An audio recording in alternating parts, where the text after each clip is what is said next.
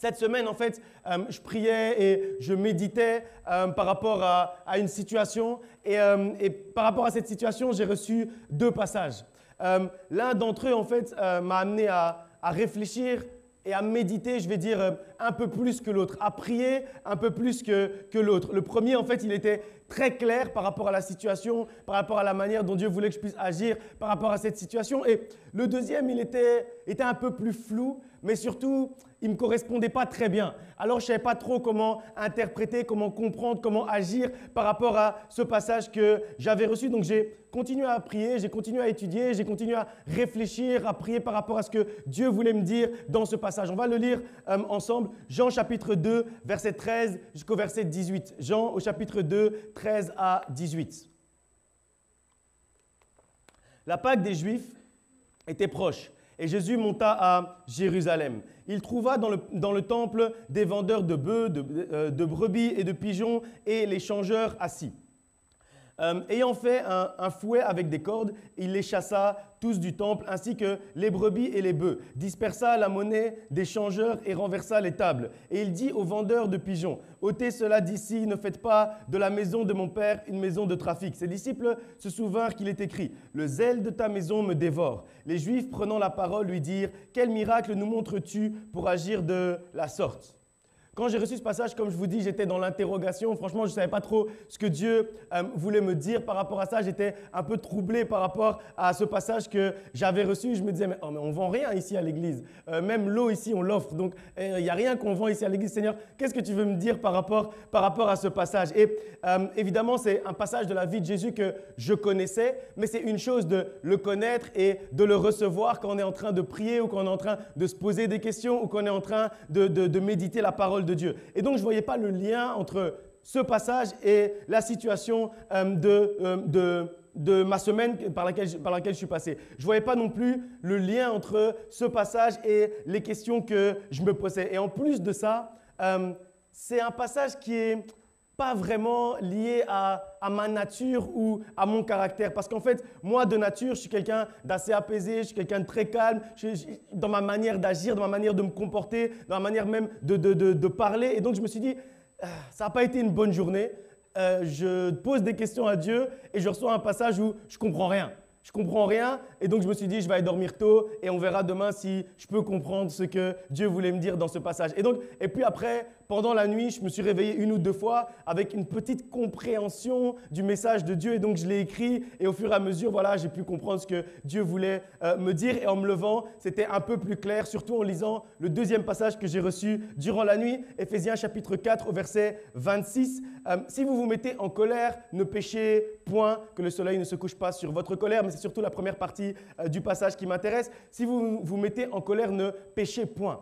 Et là, en fait, je me suis rendu compte d'une chose importante, ou j'ai ouvert les yeux plutôt sur une chose importante, c'est que, en fait, Dieu voulait m'enseigner que toutes les réactions un peu véhémentes ne sont pas spécialement mauvaises. Et en fait, quand on croit que quand on agit de manière véhémente ou quand on est en colère, quand on croit en fait que c'est toujours mauvais, parfois on peut également passer à côté de quelque chose. C'est pas mauvais en soi, comme dit Éphésiens chapitre 4, de se mettre en colère si on ne pêche pas en fait par la suite. C'est pas mauvais d'être en colère, de ressentir la colère si c'est une colère, si c'est pas une colère qui amène ensuite au péché. Si c'est en fait une sainte colère, quelque chose qui n'amène pas au péché, c'est quelque chose de sanctifié, c'est quelque chose de saint, donc c'est une sainte colère. Et peut-être pour vous, en fait, ce n'est pas une grande révélation, mais pour moi, en fait, c'est une grande révélation à cause de qui je suis, à cause de l'identité que j'ai, à cause du caractère que j'ai, à cause de la nature même, en fait, que j'ai. Et donc, c'était une situation un peu inconfortable pour moi, mais pour moi, en fait, c'était réellement une vraie révélation qui me venait de Dieu. Et d'ailleurs, c'est ce que j'ai dit à Dieu. J'ai dit à Dieu, mais en fait, ce n'est pas vraiment ma nature humaine, donc je ne comprends pas trop ce que tu veux me dire avec ça malgré tout parce que ce n'est pas ma nature. Et parfois, en fait, la Bible nous dit que Dieu nous parle parfois d'une manière, parfois d'une autre. Et parfois, en fait, Dieu veut nous sortir aussi de notre zone en fait, de confort. Parce que quand je lui ai dit, ce n'est pas ma nature, lui maintenant, il m'a rappelé la prédication de la semaine dernière. Et il a dit, oui, ce n'est pas ta nature humaine. Mais il y a une différence entre ta nature humaine et la nature que moi, je veux que tu puisses avoir. Il y a une différence entre ton identité charnelle et ton identité spirituelle. Et donc, il m'a rappelé lui-même les mots qui étaient carrément sortis de ma bouche. C'est-à-dire qu'on n'a pas deux natures. On n'a pas une nature humaine et une nature spirituelle. On a une seule nature qui est spirituelle. On a une seule nature qui est en fait surnaturelle. Donc, si la sainte colère fait partie également de cette nature, alors il faut comprendre. Alors, il faut comprendre ce que c'est la sainte colère. Il faut oser prêcher sur ce thème. Et moi, je n'étais pas à l'aise de prêcher sur ce thème parce que moi, je suis à l'aise de prêcher sur la paix, sur l'amour, sur la joie. C'est des choses qui sont à l'aise pour moi de prêcher parce que ça fait partie aussi un peu de moi à la base. Mais ça, la sainte colère, je n'étais pas à l'aise, je n'étais pas confortable. Mais tu m'as dit, OK, on va quand même prêcher sur ça. On va quand même parler de ça. On va quand même parler du fait que ça existe et que dans certaines situations de notre vie, parfois dans notre vie, dans certaines épreuves par lesquelles on passe, on a besoin en fait de cette sainte colère à l'intérieur de nous. Donc, c'est bien, on va essayer de prêcher sur ça. Sainte colère, c'est le thème de la prédication d'aujourd'hui. En tout cas, je vais essayer parce que je vous ai dit que ce n'était pas ma zone de confort. Donc, je vais essayer quand même de pouvoir vous donner la prédication que Dieu a déposée dans mon cœur. Et avant d'aller plus loin, on va revenir d'abord sur Jean chapitre 2. Jean chapitre 2, il y a deux choses intéressantes par rapport au contexte de la colère de Jésus à ce moment-là. Il y a deux choses que j'aimerais mettre en avant qu'on passe à un autre exemple dans la parole de Dieu d'une sainte colère. La manière dont Jésus a agi. La première, c'est au début du verset 13. Comme la Pâque était proche, Jésus monta à Jérusalem. Et quand j'ai continué à méditer sur ce passage, je me suis arrêté sur ça. Je me suis arrêté sur ça parce que Jésus était juif. La Pâque, c'est une fête juive. Donc, ça veut dire ce n'est pas la première fois que Jésus célébrait la Pâque. Ce n'est pas la première fois que Jésus montait à Jérusalem pour célébrer la Pâque, pour vivre la fête de la Pâque avec sa famille, avec ses disciples, avec ses apôtres, etc. Puisqu'on sait que on ne sait pas quel âge Jésus avait au moment où c'est arrivé, mais ce qu'on sait, c'est que son ministère a commencé quand il avait 30 ans, donc il avait au moins plus de 30 ans. Donc il a vécu avant ça au moins plus de 30 Pâques différentes. Et donc, quand on y réfléchit, ça veut dire que ce n'est pas la première Pâque qu'il vivait. Donc a priori, ce n'est pas la première fois non plus qu'il voyait en fait les vendeurs dans le temple au moment de la Pâque. Mais pourtant, c'est à ce moment-là que la sainte colère en fait l'a envahi. Et donc ça nous rappelle d'abord une première chose. Une première chose que j'ai déjà dit la semaine dernière rapidement, c'est que Dieu est lent à la colère et riche en miséricorde. Et donc dans la vie de Jésus, on n'a pas vu non plus 10 fois où il s'est mis en colère. On n'a pas vu que quand il avait 28 ans, 29 ans, 31 ans, 32 ans, il s'est mis en colère à chaque fois qu'il a vu les vendeurs dans le temple. Non, ce n'était pas à chaque fois. Et donc la première leçon sur la sainte colère, c'est que la sainte colère, ce n'est pas une habitude. C'est-à-dire que si c'est une habitude, alors ce n'est plus la sainte colère. Si en fait, tu as l'habitude de tout le temps te mettre en colère sur toutes les situations qui sont autour de toi, te fâcher tout le temps, etc., ça, c'est pas bon. Si c'est une habitude pour toi, si tu te fâches à tout moment, alors il faut prier. Alors il faut prier pour être délivré de la colère. Parce qu'on ne doit pas être délivré de la sainte colère, mais on peut être délivré quand même de la colère. Et c'est important de dire ça parce que ce dont on parle aujourd'hui, c'est quelque chose de bien précis et c'est quelque chose en fait qui n'est pas simple et donc c'est un sujet qui est délicat et donc c'est important de savoir ce dont on est en train de parler. On ne parle pas de la colère que tu as tous les jours quand ton frère ou quand ta sœur te dit un mot de travers ou quand tu vois quelque chose qui te dérange, tu te mets directement en colère, tu commences à insulter. On ne parle pas de ça.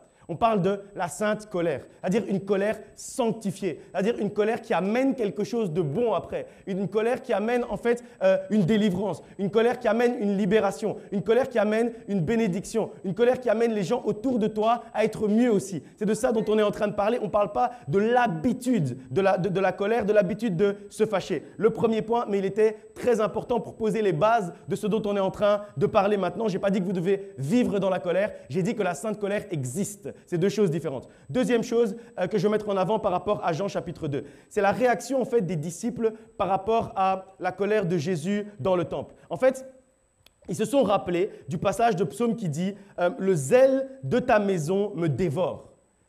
Quand ils ont vu la colère de Jésus, la première chose qu'ils ont eu à l'esprit, c'était ce psaume qui dit « Le zèle de ta maison me dévore ». Je pense que c'est le psaume 63. Ça veut dire en fait que la sainte colère que Jésus a éprouvée dans le temple en voyant les vendeurs, c'est le résultat en fait du zèle qui le dévorait à l'intérieur de lui. Donc c'est le résultat de son envie, de sa soif de pouvoir servir Dieu. C'est le résultat de sa soif de la mission que Dieu lui a donnée pour le monde. C'est la soif, c'est le résultat en fait de ce qui bouillonnait de ce qui bouillonnait à l'intérieur de lui. Le zèle qu'il avait à l'intérieur de lui pour le ministère, pour servir son Dieu, le zèle pour la mission que Dieu lui avait donnée sur la terre, ce zèle-là, en fait, le dévorait de l'intérieur. Et parce qu'il le dévorait de l'intérieur, il n'a pas pu voir l'injustice et les actes, en fait, qui allaient contre cette mission, qui allaient contre, en fait, la vision de Dieu pour le monde. Et c'est la raison pour laquelle, quand il a vu tout ça, quand il a vu ce qui se passait dans le temple, il n'a pas pu résister, il n'a pas pu rester insensible à ce zèle qui bouillonnait à l'intérieur de lui. Et c'est là qu'il a ressenti la sainte colère. Et donc, la deuxième chose à connaître sur la sainte colère, c'est que c'est le résultat du zèle qui bouillonne à l'intérieur de nous, du Saint-Esprit qui bouillonne à l'intérieur de nous, de l'onction qui bouillonne à l'intérieur de nous. C'est le résultat, en fait, du feu dévorant qu'on a à l'intérieur de nous. Et parce que ce feu, en fait, nous dévore, il y a certaines choses, il y a certaines situations qu'on ne peut pas accepter et il y a des moments où on se dit « c'en est trop ». C'en est trop parce que le zèle qui est à l'intérieur de moi ne peut plus supporter cette situation-là. Et il y a quelqu'un dans l'Ancien Testament, dans la parole de Dieu, qui s'est aussi en fait révolté contre sa situation, contre la situation qu'il était en train de vivre. Quelqu'un qui a dit également « c'en est trop, ma situation a trop duré, il est temps que ça change ». Et c'est cette révolte qu'on doit avoir ici aujourd'hui, en ce dimanche également. Et cette personne, c'est Jaïbeth. Je ne sais pas si vous connaissez Jaïbeth parce qu'on n'en parle pas beaucoup dans la parole de Dieu. Il y a quelques années, j'avais déjà, il y a 3 ou 4 ans, je ne sais plus, j'avais déjà évoqué un peu son histoire d'une autre manière, avec un autre angle. Et j'aimerais qu'on reprenne ce passage dans 1 Chronique chapitre 4, versets 9 à 10. On va voir qu'est-ce que la prière de Jaïbeth. 1 Chronique chapitre 4, versets 9 à 10. 1 Chronique 4, à partir du verset 9. Jaïbeth était plus considéré que ses frères. Sa mère lui donna le nom de Jaïbeth en disant « C'est parce que je l'ai enfanté avec douleur ». Jaïbeth invoqua le Dieu d'Israël en disant « Si tu me bénis et que tu étends mes limites, si ta main est avec moi et si tu me préserves du malheur en sorte que je ne sois pas dans la souffrance. » Et Dieu accorda ce qu'il avait demandé. Il y a plusieurs choses, vraiment c'est un court passage, c'est juste 2 versets, mais il y a plusieurs choses dans ce passage qui sont assez étonnantes et qui sont interpellantes. D'abord, en fait, on commence en disant que Jaïbeth était plus considéré que ses frères. Jaïbeth était plus considéré que ses frères. Et donc, si on regarde juste cette partie-là, on peut se dire que c'est quelque chose de positif. C'est quelque chose de positif d'être quelqu'un de considéré, quelqu'un de plus considéré que ceux qui sont autour de nous. Mais malheureusement, en fait, pour Jaïbeth, la phrase ne s'arrête pas là. La phrase continue et on dit que sa mère lui a donné ce prénom de Jaïbeth parce qu'elle l'a enfanté avec douleur. Et en fait, Jaïbeth, justement, ça veut dire douleur et souffrance. Et donc, quand on dit en fait qu'il était plus considéré, on comprend un peu de quel type de considération on est en train de parler à cet endroit-là. Quand on lit en fait l'ensemble de la phrase dans son ensemble, on comprend que la considération dont on nous parle ici, en fait, c'est de la pitié. En fait, on avait pitié de Jaïbeth parce que sa mère l'avait enfanté avec souffrance et avec douleur. En fait, sa mère le considérait plus, mais pas de manière positive. Elle le considérait plus, mais de manière négative. Elle le considérait plus à cause de la souffrance que Jaïbeth lui avait engendrée. Et en fait, ce n'est pas du tout bien comme considération. C'est une mauvaise considération. Même si c'est une considération supplémentaire, ça reste en fait une mauvaise considération. Et donc, Jaïbeth veut dire douleur et souffrance. Donc, à chaque fois qu'on l'appelle, à chaque fois qu'on dit son nom, c'est comme si on appelle la souffrance. Non seulement sur sa vie, mais également sur sa famille, puisque c'était également sur sa mère qu'on appelait la souffrance et qu'on rappelait à sa mère en fait la souffrance et la douleur. Et donc, vous pouvez vous imaginer à quel point ça doit être difficile de s'appeler comme ça. Si demain, quelqu'un s'appelle souffrance ou quelqu'un s'appelle douleur, on va se dire mais c'est difficile, c'est compliqué. Et eux, ils étaient hébreux. Donc ça veut dire que eux, ils savent ce que ça veut dire Jaïbeth. Nous, on dit Jaïbeth, on ne sait pas ce que ça veut dire. Mais c'est comme si eux, ils disaient douleur. C'est comme si eux, ils disaient souffrance quand ils appelaient Jaïbeth à ce moment-là. Et donc, partant de ce contexte, on comprend un peu ce qui s'est passé juste après. Jaïbeth, il a commencé à prier. Il commence à prier au verset 10. Et dans la prière qu'il fait, on sent en fait qu'il en a assez.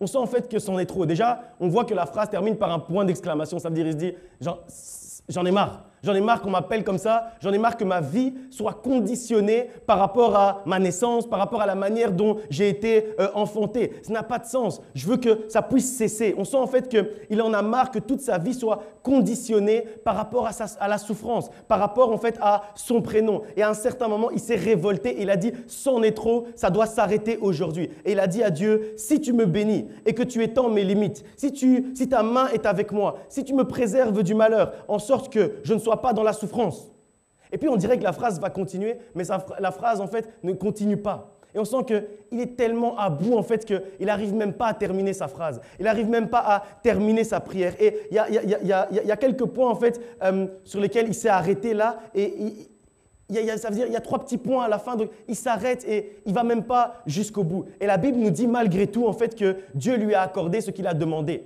Mais en fait, Dieu lui a accordé ce qu'il a demandé alors qu'il dit « si tu fais ça, si tu fais ça, si tu fais ça », alors on s'attend à « alors moi je vais faire ça et ça et ça » avant que Dieu puisse accorder à Jaïbeth en fait ce qu'il avait demandé. Et donc quand on lit bien sa prière, on comprend que ce qu'il voulait faire, c'était un vœu à l'Éternel. Parce qu'il dit, si tu fais telle chose, alors je vais faire normalement telle et telle chose également. Si tu me bénis, si tu me préserves du malheur, etc. etc. Mais Dieu l'arrête dans le vœu qu'il est en train de faire et il lui accorde directement ce qu'il a demandé. Comme en fait pour lui montrer et pour nous montrer également, parce que quand Dieu agit d'une certaine manière dans la Bible, c'est pour agir à ce moment-là, mais c'est également pour que ça puisse nous enseigner nous. Comme pour nous montrer en fait que dans ce cas bien précis, dans le cas bien précis en fait de Jaïbeth où c'en est trop, où il est dans une sainte colère, ce n'est pas les mots en fait de Jaïbeth qui avaient touché le cœur de Dieu. Ce n'est pas les mots de Jaïbeth qui avaient de l'importance à ce moment-là. En fait, ce qui avait touché le cœur de Dieu, c'était en fait l'état du cœur de Jaïbeth. C'était en fait le fait que son cœur en fait était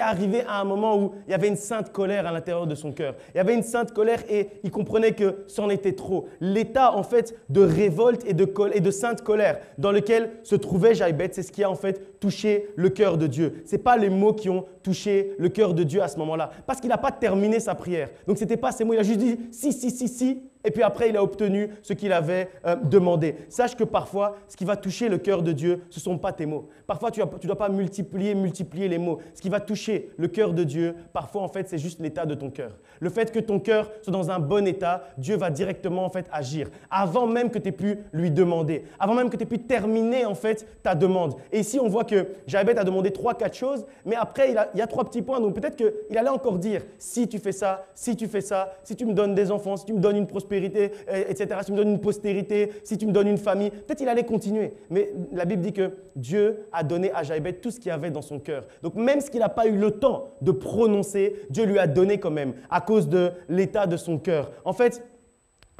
c'est quelque chose qu'on doit comprendre. C'est que parfois, on est à bout et on ne sait même plus prier. Je sais que chacun d'entre nous, on est déjà passé par ce genre de moment où en fait, on ne sait même plus prier. On ne sait même plus comment on va prier. Et en fait, c'est juste notre cœur qui parle à Dieu. Notre cœur parle à Dieu et malgré ça, en fait, on est exaucé. Ça me rappelle un jour où j'étais en train de prier. J'étais à genoux à la maison en train de prier et il y a un de mes enfants qui vient vers moi et qui me dit « Papa, qu'est-ce que tu es en train de faire à genoux ?» Et je dis « Mais je suis en train de prier. » Et bien l'enfant me dit « Mais j'entends rien, tu dis rien. » Et je dis « Oui, mais je suis quand même en train de prier. » Parce que parfois, en fait, c'est ton cœur qui prie. Parfois, en fait, c'est ton âme qui est en train de prier. Parfois, en fait, c'est ton esprit qui est en train de parler à l'esprit. Comme j'ai dit la semaine dernière, la chair parle à la chair, l'esprit parle à l'esprit. Donc, parfois, en fait, notre chair, notre bouche ne sait plus quoi dire, mais l'esprit qui est à l'intérieur de nous sait encore quoi dire. Et donc, c'est notre cœur qui est en train de parler. Notre cœur qui est en train de se déverser, en fait, devant notre Dieu. C'est notre cœur qui est en train de se languir que notre Dieu puisse agir. Parfois, en fait, ton cœur parle plus que ta bouche. Parfois, en fait, l'état de ton cœur parle plus que tes mots. Alors, il faut laisser ton cœur parler au cœur de Dieu. Il faut que, comme j'ai dit la semaine dernière, il faut que ton cœur soit à l'image du cœur de Dieu. Que ton cœur soit accordé, aligné, parallèle en fait à la manière dont Dieu a lui-même son cœur. Donc, parfois, en fait, laisse juste ton cœur s'exprimer. Quand tu pries, en fait, laisse juste ton cœur s'exprimer. Invoque juste Dieu en laissant ton cœur s'exprimer. N'essaye pas toujours de mettre des mots compliqués. Parfois, on essaye de prier, on veut prier, on met des mots compliqués, on essaye de trouver les mots les plus longs qu'on connaît, les définitions de Dieu qu'on connaît les plus longues possibles et imaginables, alors que Dieu, avant même qu'on termine notre prière, il a déjà exaucé parce qu'il a vu l'état en fait de notre cœur. Laisse juste ton cœur s'exprimer en ce dimanche parce que quand on lit bien ce passage, on comprend que Dieu a entendu son cœur, pas ses mots. Parfois, en fait, Dieu entend ton cœur et il n'entend pas tes mots. C'est-à-dire, arrête de multiplier les mots quand Dieu est juste en train d'écouter ton cœur. Et cette prière, elle a été un tournant. Elle a été un tournant dans la vie de Jaïbet. Elle a été un tournant dans sa vie. Et j'aime bien aussi la manière dont il termine. En fait, il termine de manière très spéciale quand on connaît la signification de son nom. En fait, il dit à la fin, de sorte que je ne sois plus dans la souffrance. Mais il faut bien se rappeler qu'il prie dans sa langue. Là, nous, on a en fait une partie en hébreu et une partie en français. Mais lui, en fait, il prie dans sa langue. Ça veut dire que quand il prie dans sa langue, souffrance, c'est Jaïbet.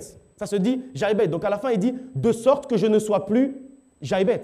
De sorte que je ne sois plus cette personne qui est liée à la souffrance. En fait, puisque son prénom, Jaïbet, veut dire souffrance, c'est comme si à la fin, en fait, d'une certaine manière, il est en train de dire de sorte que je ne sois plus de cette identité-là. De sorte, en fait, que le manteau qu'on a déposé sur moi à ma naissance, à cause de la souffrance que j'ai causée à ma mère au moment de l'enfantement, que ce ne soit plus, en fait, ce manteau-là qui soit sur moi. Que ce ne soit plus ce manteau-là, cette identité-là qui soit sur ma vie. Et que ma vie ne fasse plus référence uniquement à la souffrance et au malheur. En fait, c'est comme si au moment où il va faire cette prière, il se rend compte que le prénom, au fur et à mesure qu'il est en train de prier, il se rend compte que le prénom qu'on lui a donné, c'est comme en fait une identité qu'on a mise sur sa vie. C'est comme en fait un manteau qu'on a déposé sur lui et qui l'accompagne en fait tous les jours de sa vie. Et donc, quand il se rend compte de ça, quand il fait cette prière, il veut retirer en fait cette mauvaise identité. Il veut retirer en fait ce mauvais manteau et mettre une nouvelle identité et mettre un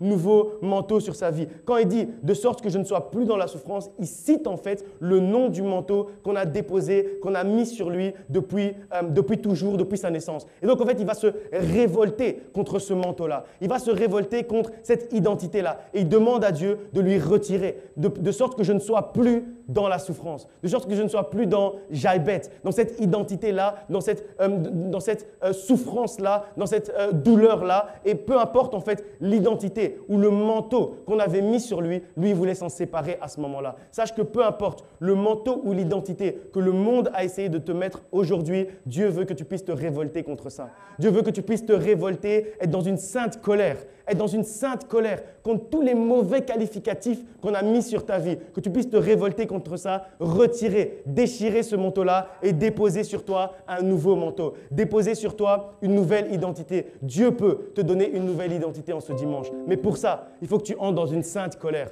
Il faut que tu entres dans une révolte en fait dans la prière. C'est important parce que parfois en fait les gens mettent un manteau, une identité sur nous, même sans le vouloir. Parce qu'en fait, comme on le voit ici dans l'histoire de Jaïbet, parfois en fait c'est de bonne volonté, puisqu'on dit que sa mère avait un lien spécial avec lui. Elle le considérait plus que les autres, plus que ses frères. Et du coup, comme elle le considérait plus, alors elle lui a donné ce nom-là de souffrance. Et donc, ça partait d'une bonne volonté. Donc parfois, en fait, les gens vont déposer sur nous une mauvaise identité, un mauvais manteau, mais il ne voulait pas faire mal à la base. Sa mère, en fait, elle voulait juste lui montrer qu'elle le considérait un peu plus, qu'ils avaient un lien un peu plus fort parce que justement, elle avait eu cette souffrance au moment où il est né. Alors, elle avait un amour spécial pour lui. Mais malgré ça, ce nom-là qu'elle lui avait donné, même si ce n'était pas avec une mauvaise intention, elle lui a donné ce nom-là et ce nom-là l'a accompagné toute sa vie. C'est-à-dire qu'il vivait tout le temps dans la souffrance, il vivait tout le temps dans la douleur, il vivait tout le temps dans les difficultés, il vivait tout le temps dans la malédiction. Malgré tout ça, il continuait à vivre dans tout ça. Alors qu'au final, sa mère, elle voulait bien faire. Mais même si elle voulait bien faire, le résultat n'a pas été bon. Et donc, à un certain moment, Jaïbet s'est révolté contre cette qualification-là, contre ce nom-là, contre ce manteau-là, contre son manteau, là. Il s'est dit, c'est terminé. À partir d'aujourd'hui, on ne m'appelle plus souffrance. À partir d'aujourd'hui, on ne m'appelle plus douleur. Je veux qu'on m'appelle bénédiction. Je veux qu'on m'appelle bonheur. Je veux qu'on m'appelle joie. Je veux qu'on m'appelle paix. Je veux qu'on m'appelle de cette manière-là. Et à partir de ce moment-là, il a demandé à Dieu de changer son nom. Et donc, c'est vrai que sa mère a dû dire, mais pourquoi tu demandes à Dieu de changer ton nom? Mais pourquoi tu as changé de prénom ou de nom aujourd'hui? Mais il a dû expliquer, il a dû assumer le fait que oui, J'ai dû changer de nom parce que ça me collait à la peau, parce que la souffrance me collait à la peau. Alors même si on a déposé un manteau sur toi et que la personne a une identité sur toi, un qualificatif sur toi et que la personne se dit « mais c'est bien ce que je lui dis ». Pourquoi est-ce qu'aujourd'hui, il ne veut plus qu'on l'appelle comme ça? Pourquoi est-ce qu'aujourd'hui, il ne veut plus que je lui dise ça? Pourquoi est-ce qu'aujourd'hui, il ne veut plus que je lui donne ce qualificatif-là? Parfois, il faut accepter en fait de se mettre dans une sainte colère et de dire « tant pis, ce que les gens vont penser de moi. Moi, je veux que Dieu change mon nom. Je veux que Dieu change mon identité. Je veux que Dieu change mon manteau. » Et comme j'ai dit, sans même le savoir parfois, il y a des choses en fait qu'on fait nous-mêmes.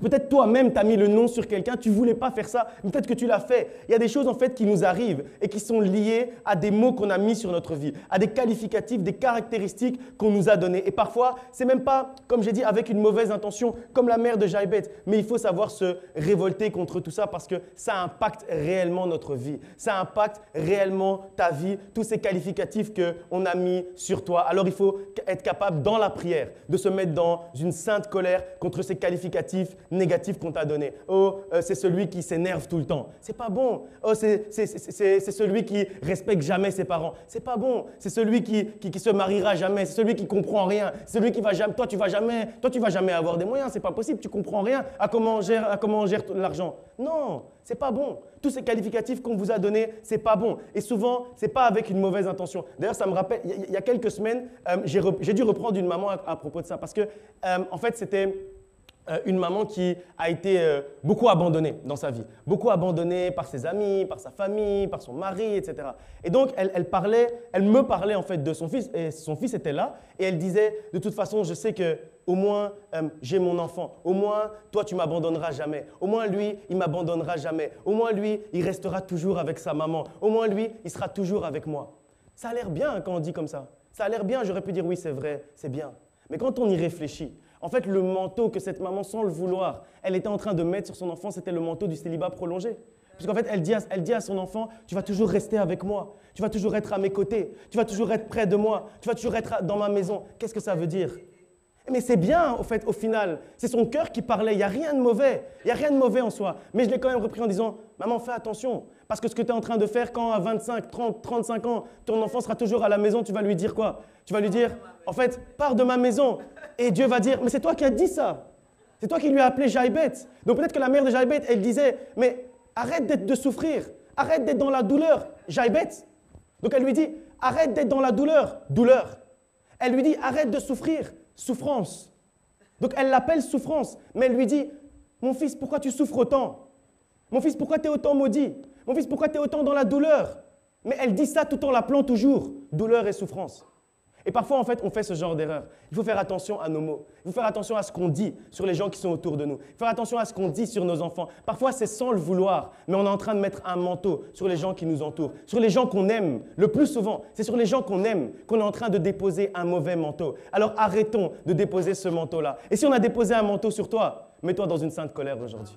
Mets-toi dans une sainte colère et choisis de retirer, de déchirer même, pour qu'on puisse plus te le remettre. Parce que si tu le retires juste, on peut encore te le remettre. Donc tu le retires et tu le déchires également, tu le brûles également. Comme ça, plus personne ne peut encore venir mettre ce manteau sur toi. Et c'est vraiment quelque chose d'important. Parce que ce n'est pas quelque chose de méchant, mais c'est quelque chose de mauvais parfois, malgré tout. Et il y a une différence entre la gentillesse et les effets mauvais que ça peut avoir sur nous. Sans le vouloir, parfois on met des mauvais manteaux sur ceux qui sont autour de nous. Est-ce qu'elle voulait faire du mal? La maman que j'ai expliqué tout à l'heure, est-ce qu'elle voulait faire du mal? Non, évidemment, elle ne voulait pas faire du mal. Mais est-ce qu'il fallait retirer ce manteau du célibat prolongé sur l'enfant? Oui, évidemment, il fallait le retirer. Donc, ce n'est pas une question de vouloir faire du mal. Parfois, on fait des erreurs, même sans le vouloir. Même l'apôtre Paul dit que parfois, on fait le mal qu'on ne veut pas faire et on ne fait pas le bien qu'on veut faire. Donc même nos mots parfois qui ont l'air bons, il faut y faire attention. Mon frère, ma sœur, l'heure est venue pour toi que tu te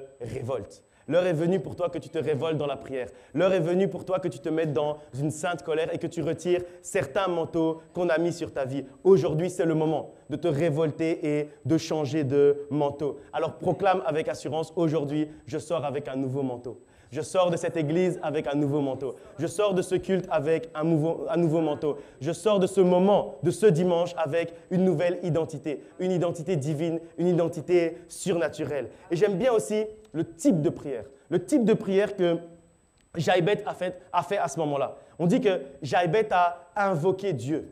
En d'autres termes, en fait, il a appelé Dieu à se manifester. Il a appelé la présence de Dieu dans sa situation et dans sa vie. Ça veut dire qu'il n'a pas demandé à Dieu quelque chose. Il a invoqué Dieu dans cette situation-là. Et donc, je ne sais pas pour vous, mais moi, en ce matin, quand j'ai reçu ce passage, quand j'ai reçu cette prédication, quand j'ai reçu ce message, je me suis dit, aujourd'hui, je suis venu pour invoquer Dieu dans ma vie. Je suis venu pour invoquer Dieu dans ma situation. Je suis venu pour invoquer Dieu pour qu'il se manifeste de manière spéciale dans ma vie. Si Jaïbet a invoqué Dieu comme ça, c'est parce qu'il n'en pouvait plus de vivre cette situation-là. Il n'en pouvait plus que son nom fasse référence à la douleur de sa mère, à la souffrance qu'il lui avait causée, etc. Il voulait en fait que son nom devienne synonyme de bénédiction et plus de malédiction, qu'il soit en fait une bénédiction lui-même et une source de bénédiction également pour ceux qui l'entourent. Que sa mère elle-même ne le voit plus comme une source en fait de souffrance, mais une source de bénédiction. En fait, quand il a fait ça, il s'est délivré lui-même, mais il a également délivré sa mère. Puisqu'en fait, quand sa mère l'appelait Jaïbet, à chaque fois, elle se rappelait en fait de la douleur qu'elle avait éprouvée. Donc en fait, elle était enfermée dans cette douleur-là. Et parfois, en fait, quand on enlève nous-mêmes notre manteau, on se délivre nous-mêmes, mais on délivre également ceux qui sont autour de nous. Parce qu'en fait, ils n'auront plus à nous appeler avec ce nom-là. Ils n'auront plus à voir en fait cette identité-là. Notre identité va changer, ce qui va leur permettre également d'être délivrés. Que sa mère ne le voit plus comme une source de malédiction, une souffrance, mais également comme une bénédiction. Il en avait assez d'être limité par le nom qu'on lui avait donné. Alors, il a demandé à Dieu d'étendre ses limites. Parce qu'en fait, son nom le limitait à la souffrance et à la douleur. Alors il a dit, Seigneur, étends mes limites. De la même manière, en fait, il faut que tu puisses aujourd'hui demander à Dieu d'étendre en fait tes limites au-delà des qualificatifs qu'on t'a donnés, au-delà du manteau qu'on a mis sur toi, au-delà du nom qu'on t'a donné, parce qu'il en avait assez de ne pas voir la main de Dieu dans sa vie à cause du fait qu'il s'appelait douleur et souffrance, parce que Dieu n'est pas dans la douleur et la souffrance. Et donc du coup, Dieu ne pouvait pas agir dans la vie de Jaïbet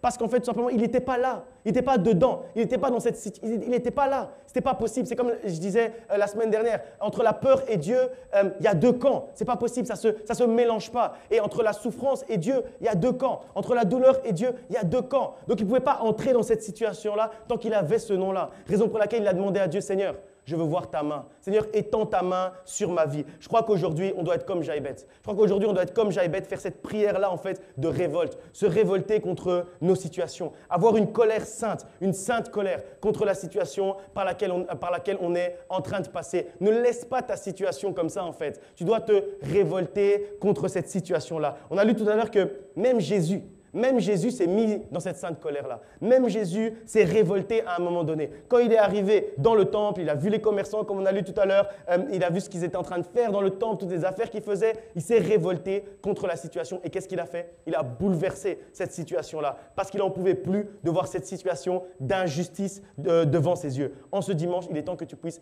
invoquer ton Dieu. Invoquer ton Dieu pour qu'il se lève et que dans ta vie, il fasse ce que Jésus a fait dans le temple. Parce que la Bible nous dit que nous sommes le temple du Saint-Esprit. Ça veut dire que si Jésus est entré dans le temple et il a vu des choses qui n'étaient pas à sa gloire, et il a renversé en fait toutes ces tables-là, il a renversé en fait toutes ces choses qui n'étaient pas à sa gloire, Dieu peut faire la même chose en fait dans ta vie parce que toi tu es le temple du Saint-Esprit. Donc Dieu peut venir dans ta vie aujourd'hui. Si tu l'invoques d'un cœur sincère, Dieu peut venir dans ta vie et bouleverser ta vie et renverser toutes les tables, tous les autels, toutes ces choses qui sont dans ta vie et qui ne le glorifient pas. Si c'est le mensonge, Dieu peut le renverser. Si c'est la maladie, Dieu peut le renverser. Si c'est l'infidélité, Dieu peut le renverser. Si c'est le manque de foi, Dieu peut le renverser. Si c'est l'injustice, Dieu peut le renverser également. Dieu peut renverser toutes ces tables, toutes ces choses qui ne le glorifient pas dans ta vie. Dieu peut le faire parce que tu es le temple du Saint-Esprit et que Jésus l'a déjà fait une fois dans le temple. Et donc, dans chacun des temples que l'on est, il peut également le faire une deuxième fois. Et donc, aujourd'hui, j'ai besoin que quelqu'un réellement entre dans une sainte colère quand on va prier. Que quelqu'un, en fait,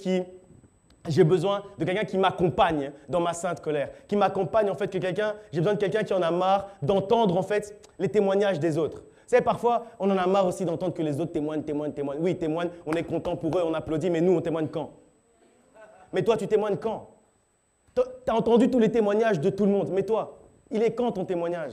Quand est-ce qu'il va venir? Tu dois te mettre dans une sainte colère en disant non, aujourd'hui, il faut que quelque chose arrive. C'est mon tour. C'est mon tour de témoigner. Aujourd'hui, sache que c'est ton tour de témoigner. C'est ton tour qu'il se passe quelque chose dans ta vie. Tu t'es réjoui. Tu dis, je me suis réjoui pour les autres. Mais aujourd'hui, c'est à mon tour que les autres se réjouissent pour moi. Aujourd'hui, c'est à ton tour que les autres puissent se réjouir pour toi. Ça me fait penser à Gédéon. La prière de Gédéon dans Juges, chapitre 6, versets 12 à 15 ou 13, dans ces eaux-là. Quand il cite en fait tout ce que Dieu a fait pour ses ancêtres. Et il dit, on les a vus sortir d'Égypte. Et il dit, on a vu la mer s'ouvrir, etc. Et il dit, maintenant, j'en peux plus. Maintenant, en fait, j'en ai marre qu'on me parle des miracles du passé. À un moment donné, il faut se lever comme ça et dire, j'en ai marre qu'on me parle des miracles du passé. J'en ai marre, en fait, qu'on me parle de ce qui s'est passé hier, avant-hier. Je vais vous dire quelque chose. Pardon, mes parents. Je vais vous dire quelque chose. Moi, à un moment donné, j'en ai eu marre qu'on me parle des miracles de Burkina Faso. C'est vrai, je vous dis la vérité. J'en ai eu marre qu'on me parle du réveil du Burkina Faso, du réveil du Niger, etc. Moi, je voulais à un moment donné qu'on parle du réveil de Charleroi. À un moment donné, j'en ai eu marre, je me suis révolté, j'ai dit non, je veux plus. Je veux même plus les écouter. Parce que j'en ai marre qu'on parle des miracles des ancêtres. Aujourd'hui, vous n'êtes pas des ancêtres. Aujourd'hui, je veux qu'on parle des miracles du présent. Et c'est ce que Gédéon a dit dans Juges chapitre 6. Il a dit, c'en est trop. C'en est trop qu'on témoigne et moi je témoigne jamais. C'en est trop que tout le monde me parle des miracles mais moi j'ai jamais quelque chose dans ma vie. C'en est trop, je suis content. Moi aussi j'étais content, je suis content du Burkina Faso. Je suis content du Niger, mais je veux voir Charleroi aussi. Et à un moment donné, il faut se révolter contre ça. À un moment donné, c'est pas que c'est mauvais. C'est bien ce qui s'est passé. C'est cool, gloire à Dieu. Dieu vous a utilisé. Maintenant, il est temps qu'il m'utilise aussi. Maintenant, il est temps qu'il fasse aussi avec moi. Maintenant, il est temps qu'il fasse aussi en moi. Maintenant, il est temps qu'il fasse aussi dans cette ville, dans ce pays, dans cet endroit. Il est temps. Christ Sauveur, c'est bien. Le centre de la promesse, c'est bien aussi. Il est temps.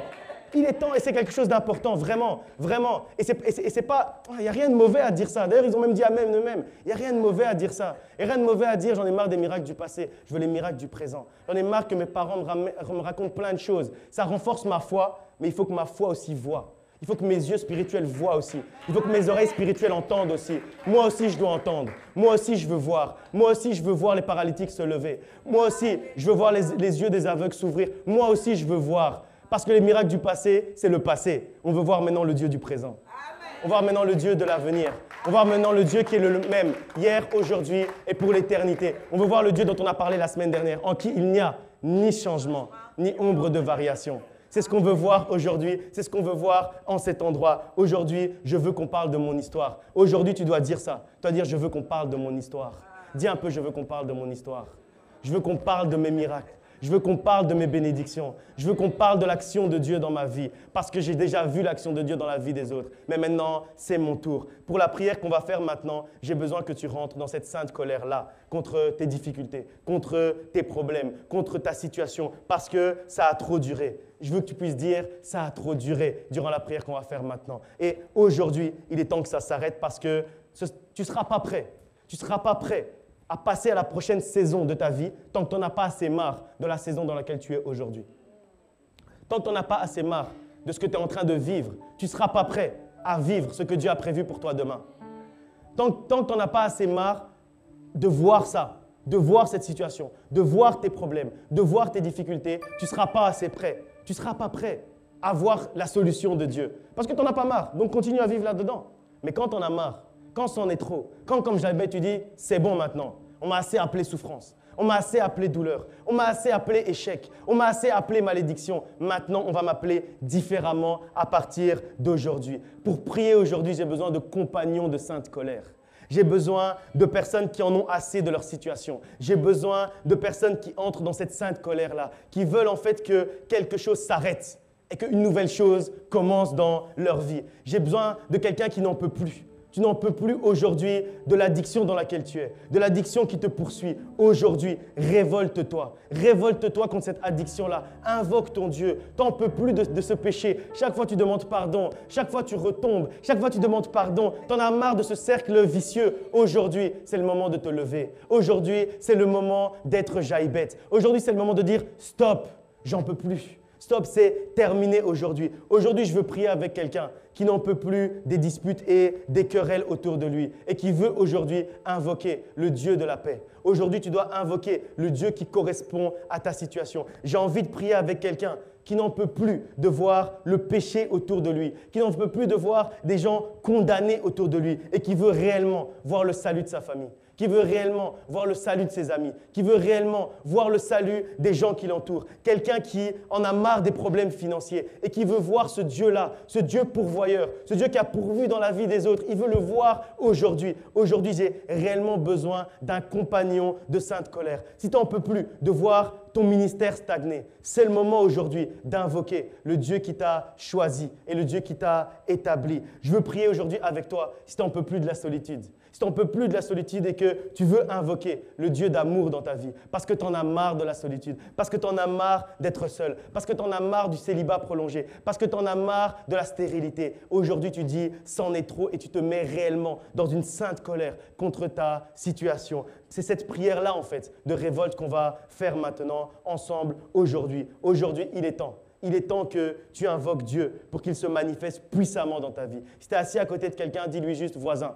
Dis-lui juste, dis-lui. Chaque fois que je dis ça, on dirait que vous ne dites pas d'abord. Dis-lui juste « voisin, voisin, la situation a trop duré. Aujourd'hui, c'est la sainte colère. Aujourd'hui, ça s'arrête. Aujourd'hui, c'est terminé.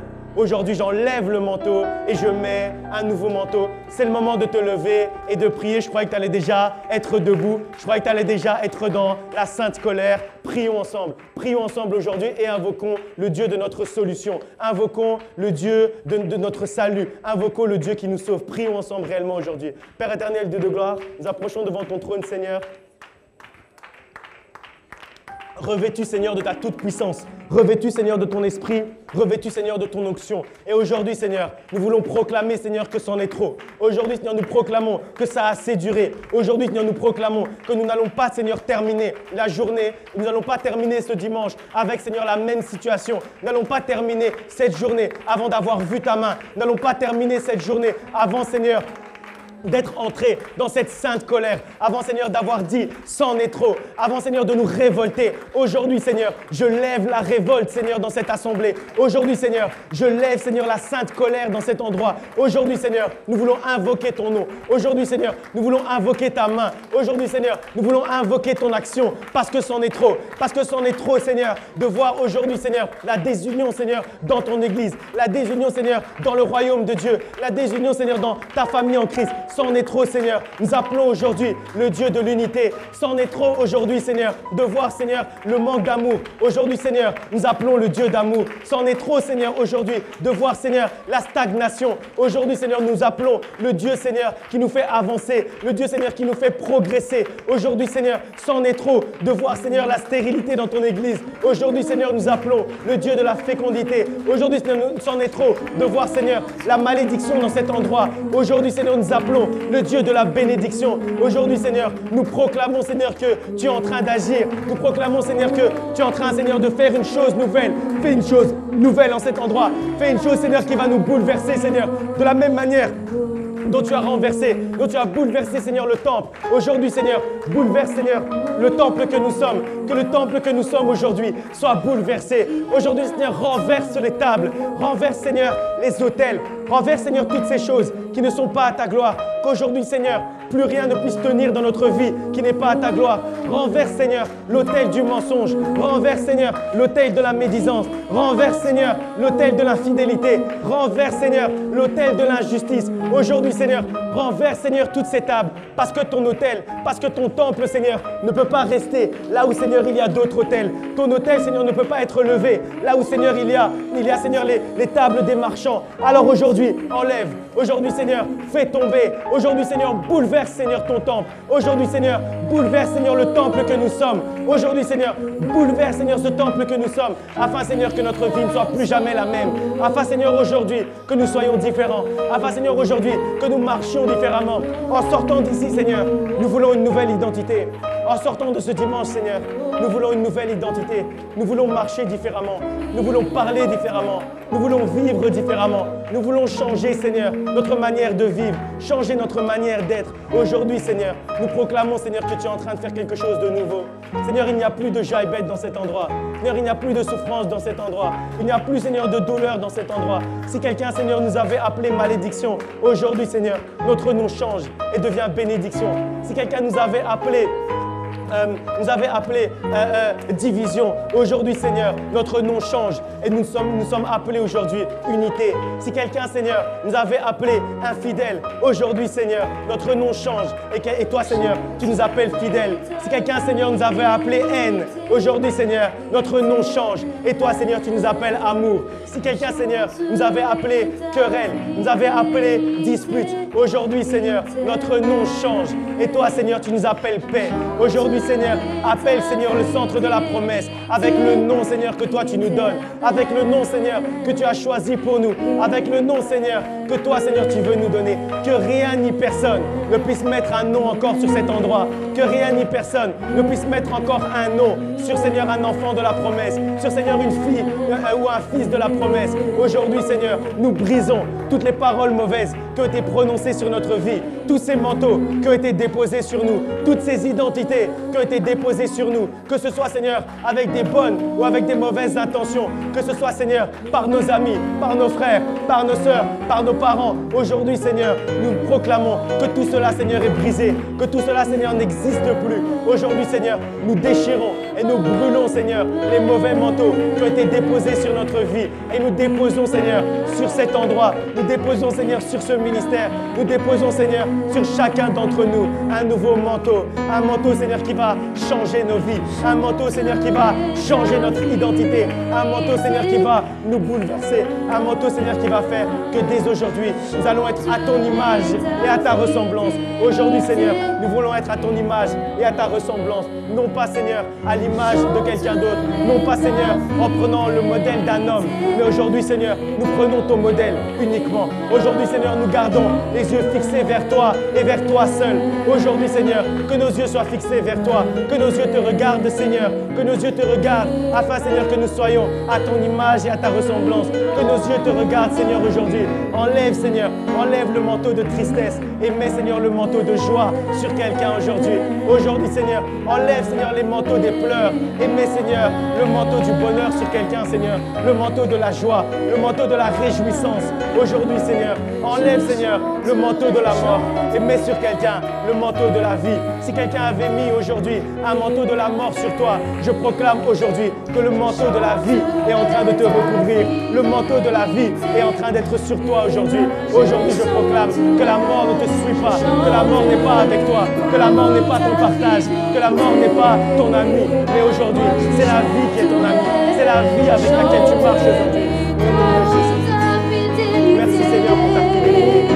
Merci, Seigneur, pour ta joie. Merci, Seigneur, pour ton amour. Merci, Seigneur, pour ta force.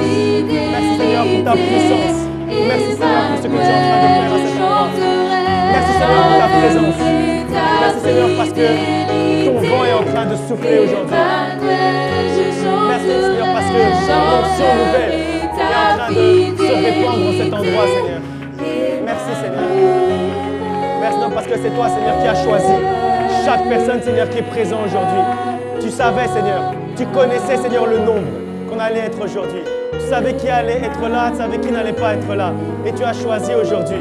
Tu nous as choisi chacun d'entre nous. Tu nous as établi chacun d'entre nous. Afin, Seigneur, que nous puissions entendre ta voix. Afin, Seigneur, que nous puissions repartir d'un pas nouveau. Afin, Seigneur, que nous puissions vivre une nouvelle identité avec toi, Seigneur. Merci, Seigneur, pour ton choix. Merci, Seigneur, parce que nous sommes le choix de Dieu. Merci, Seigneur, parce que chaque personne qui est présente ici aujourd'hui est le choix de Dieu. Je proclame que tu es le choix de Dieu. Dieu t'a choisi et établi.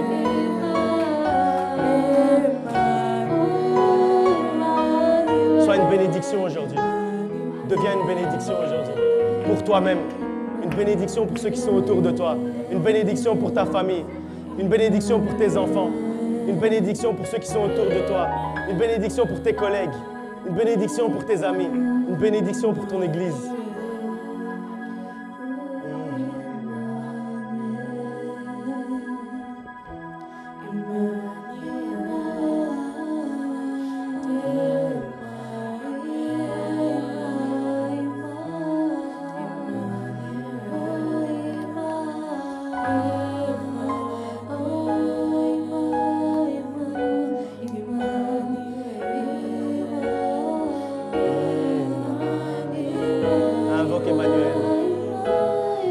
le Dieu qui te sauve. Invoque le Dieu qui te délivre. Invoque le Dieu qui te guérit. Invoque le Dieu tout-puissant. Invoque le Dieu qui agit en ce dimanche. Invoque le Dieu du nouveau manteau. Invoque le Dieu de la nouvelle identité.